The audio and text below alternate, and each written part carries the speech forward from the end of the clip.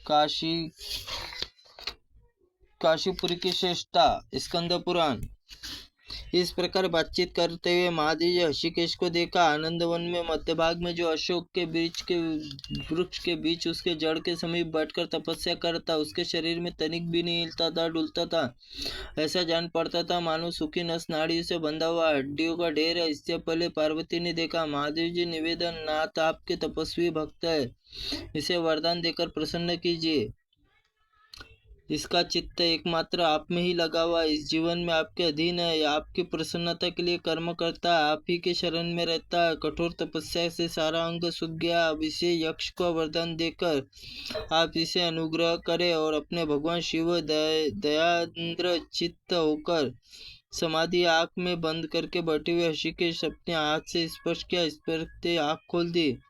भगवान त्रिलोचन को सामने देखकर हर्ष गदगद हुआ। वाणी में कहा, ईश आपकी जय हो। बम्बो आपके गिरजापति शंकर, शूलपानो चंद्रादर्श शेखर, कपालो आपको कर कमलों से स्पर्श पाकर मेरा शरीर अमृत रूप हो गया है। भगवान महेश्वर उस वक्त कही हुई कोमल वाणी सुनकर प्रसन्नता पूर्वक उससे अनेक वरदान दिए और इस प्रकार का, यक्ष अब तुम्हारे प्रिय केशेश काशीधाम दंडनायक हो जाओ।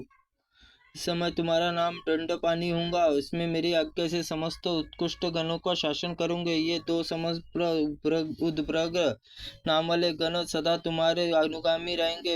तुम काशी निवासी प्राणियों में एकमात्र अन्नदाता, प्राणदाता, ज्ञानदाता, मेरे मुख से निकले हुए तारक मंत्र उपदेश मोक्षदाता होकर अचल विवास प्राप्त करोगे। पापी मनुष्य को नाना प्रकार विघ्न समूह से पीड़ा देकर उनके मन में पैदा करने वाले काशीपुरी के बाहर निकाल दोगे। भक्तजनों से दूर रहकर क्षण भर में यहाँ ले आऊंगे। उत्तम मोक्ष दिलाने होंगे।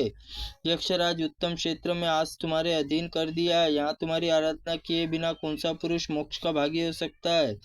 मेरे भक्त यहाँ आकर तुम्हारे पहले पूजा करेंगे, तब मेरी करेंगे। ज्ञानोदय तीर्थ में स्नान करके तर्पण करके दंडपानी गणेश की पूजा करेंगे। वहीं भून्य भक्त होकर लेवरी कृतज्ञ अनुभव करेगा।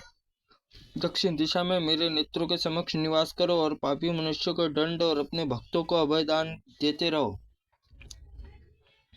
स्कंदे जी कहते हैं, मुने इस प्रकार दंडपानी वरदान देकर भगवान शिव वृषभराज नंदी पर आरूढ़ होकर आनंद वन के भीतर अपने निवास स्थान चले गए। तभी से यक्षराज हरिकेश दंडनायक पद पर अभिषिक्त हो गया। काशीपुरी में भली भांति शासन करते, उसी के प्रति दोष्ट दृष्टि पर रखने पर वहाँ कारण काशी के बाहर रहने पर विवेश हुआ, क्योंकि मैंने काशी में रहकर उनका आदर नहीं किया। क्योंकि मुने ऐसे जितेंद्र होते भी तुमने उस क्षेत्र को त्याग किया, दंडपानी की अप्रसन्नता का कारण है।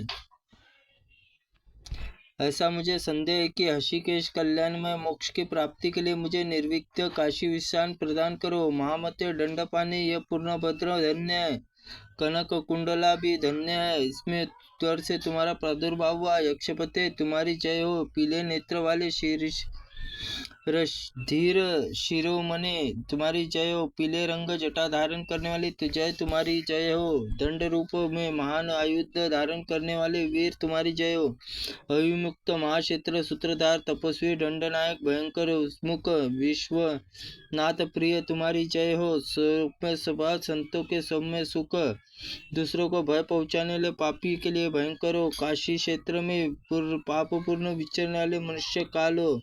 भगवान महाकाल परम सबसे पुराण दाता यक्षराज तुम्हारी जय हो। तुम्हारी काशी निवासियों के आनंद के मोक्ष प्रदान करने वाले तुम्हारी जय हो। तुम्हारे शरीर में बड़े बड़े रत्नों की जगन्मती ज्योति प्रकाशमान हो। तुम भक्तों के लिए मान समर्भ उद्भ्रम देने वाले हो।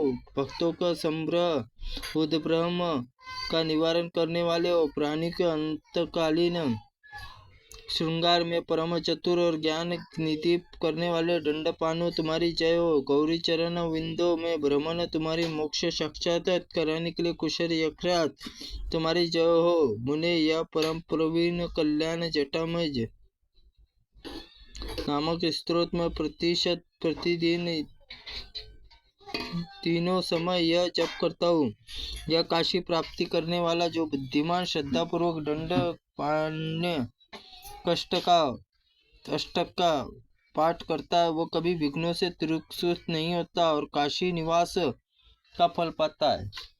त्रुटिपूर्ण वाक्य के लिए भगवंत आप हमें क्षमा करे। ओम नमः शिवाय नमः। ओम स्कंद पुराणाय नमः।